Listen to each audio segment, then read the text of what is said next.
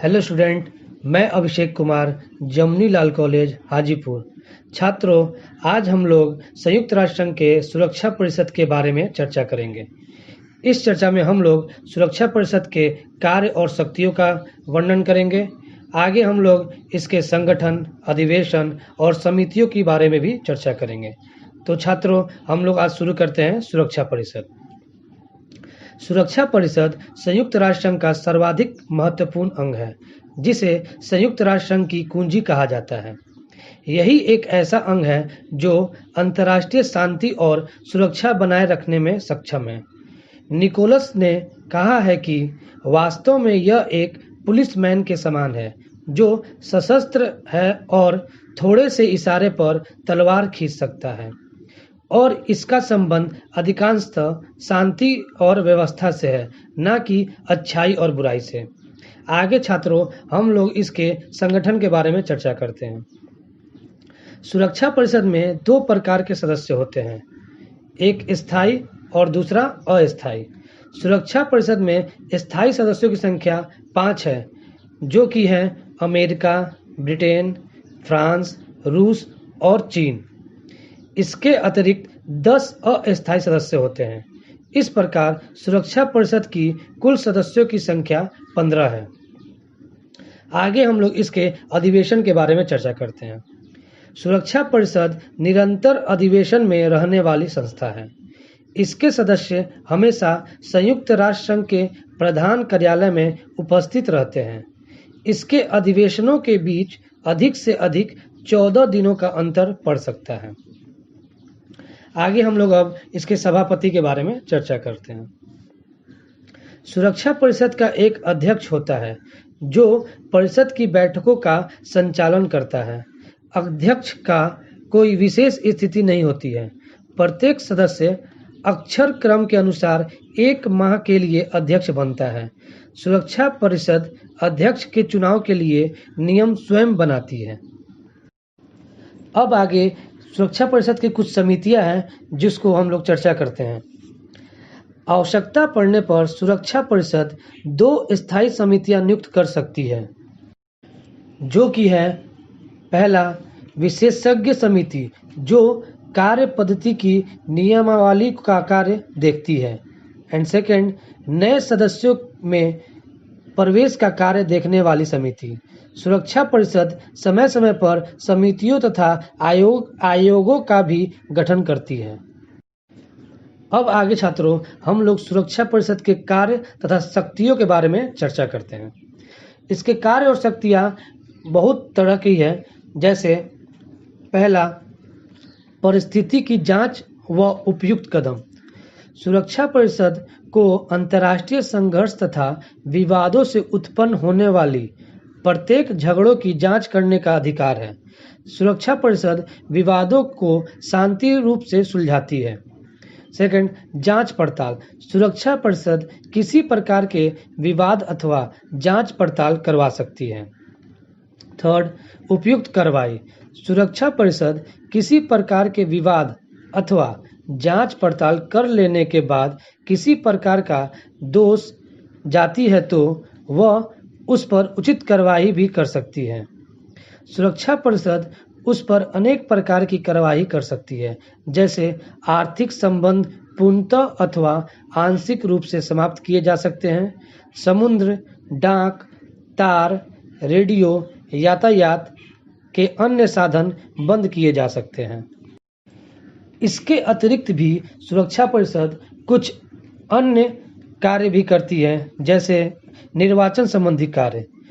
कोई भी राष्ट्र उसी स्थिति में संयुक्त राष्ट्र संघ का सदस्य बन सकता है जब सुरक्षा परिषद उस राष्ट्र की सिफारिश करे। सुरक्षा परिषद महासभा के महासचिव की भी नियुक्ति के लिए सिफारिश करती है तथा महासभा के साथ मिलकर अंतर्राष्ट्रीय न्यायालय के न्यायाधीशों की नियुक्ति करती है। सुरक्षा परिषद सदस्यों के लिए भी सिफारिश करती है।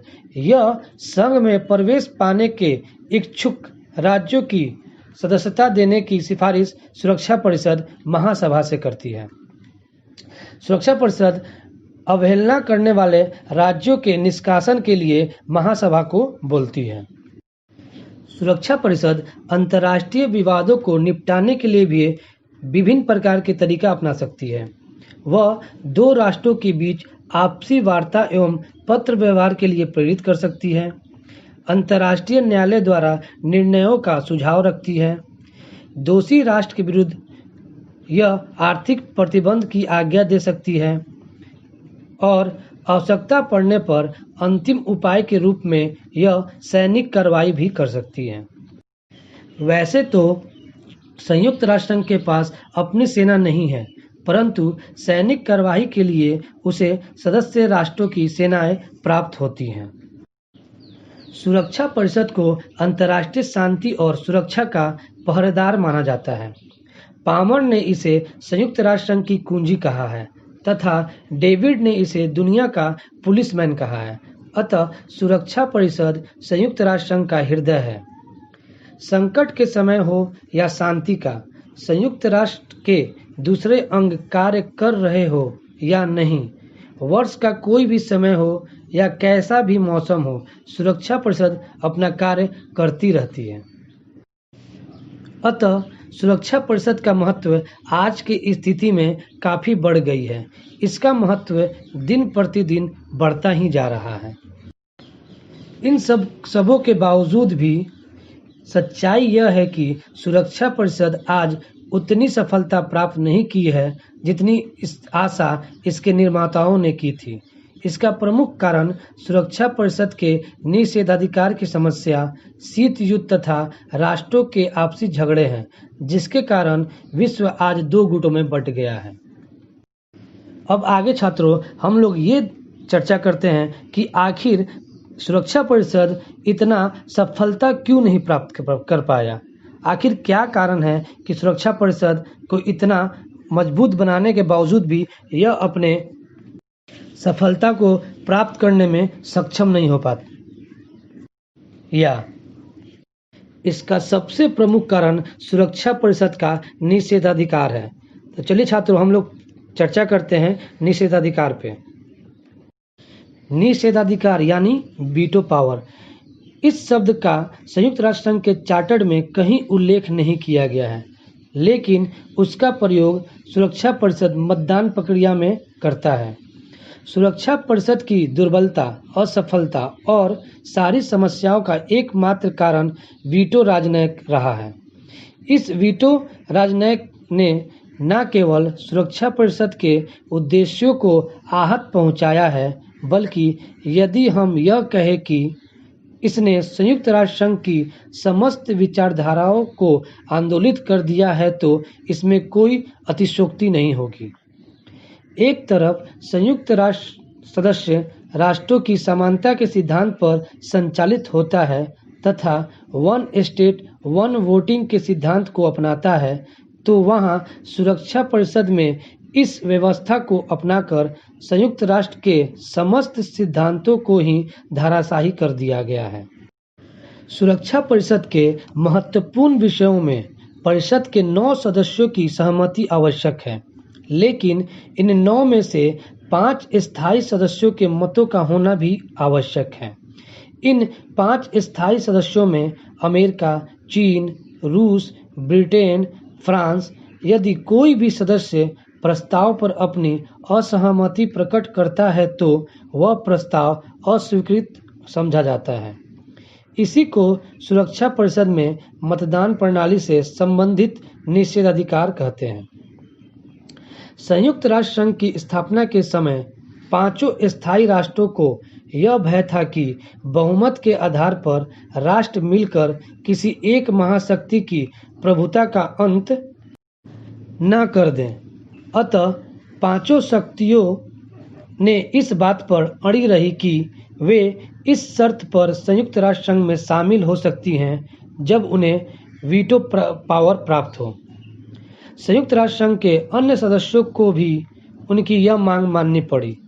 महाशक्तियों ने इस अधिकार का प्रयोग अपने स्वार्थ पूर्ति तथा छोटे देशों को दबाने के लिए किया। आगे कुछ विचारकों ने वीटो पावर के पक्ष में तर्क दिया है तो कुछ ने इसके विपक्ष में वितर्क दिया है।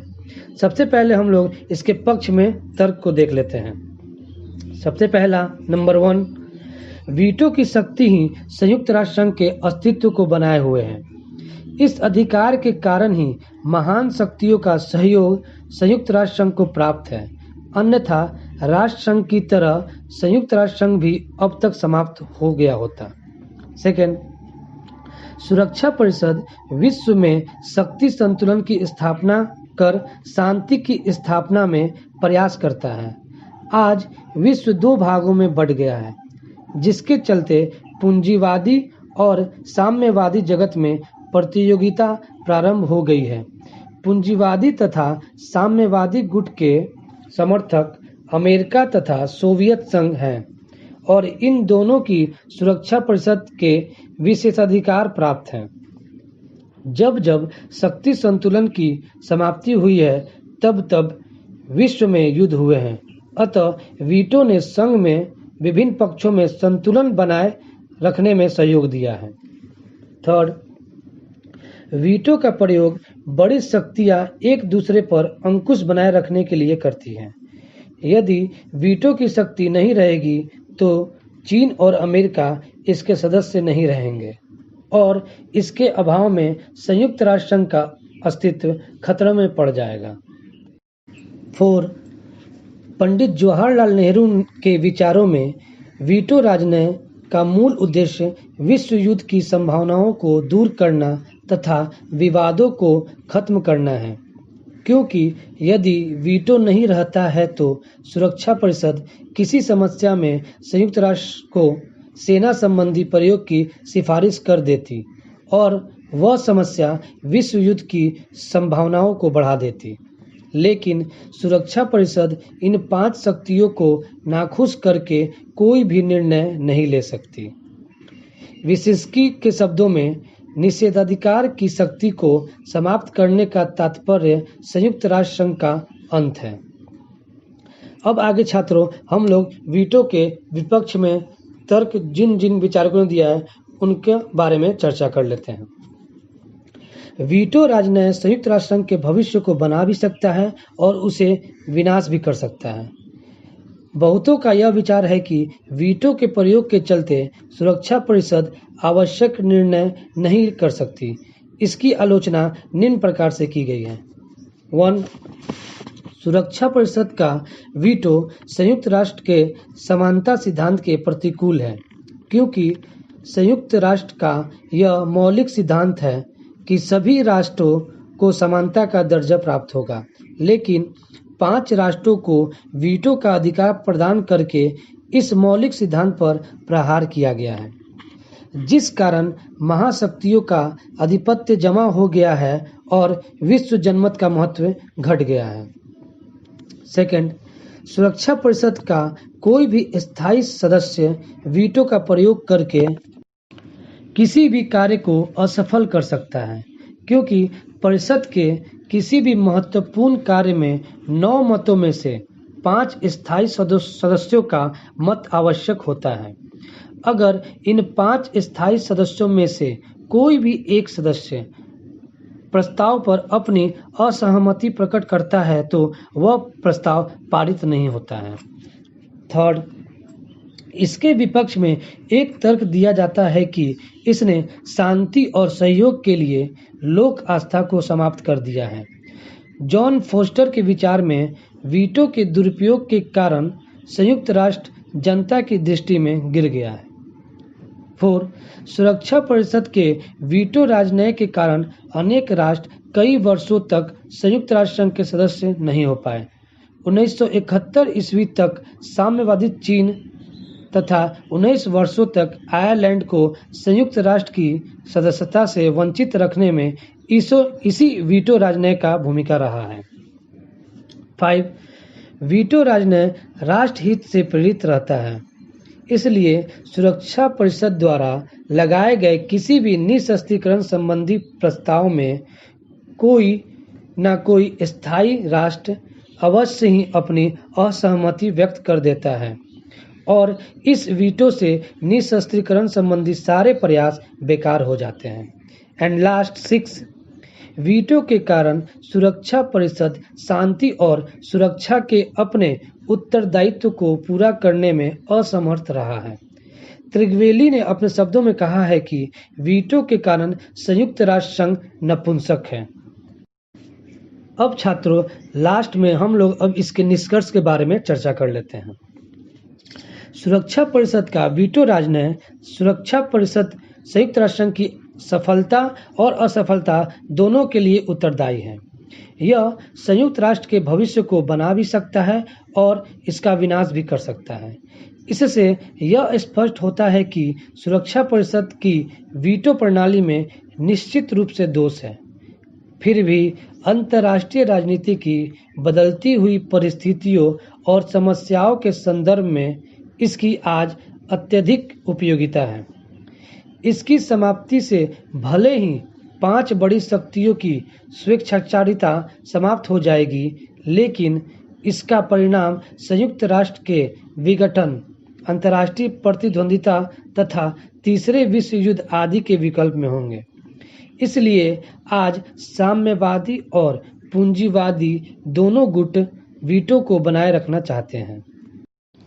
इस प्रकार छात्रों, हम लोग सुरक्षा परिषद के इन विभिन्न पहलुओं पे चर्चा करके सुरक्षा परिषद के सभी कार्यों और अधिकारों को आसानी से समझ सकते हैं।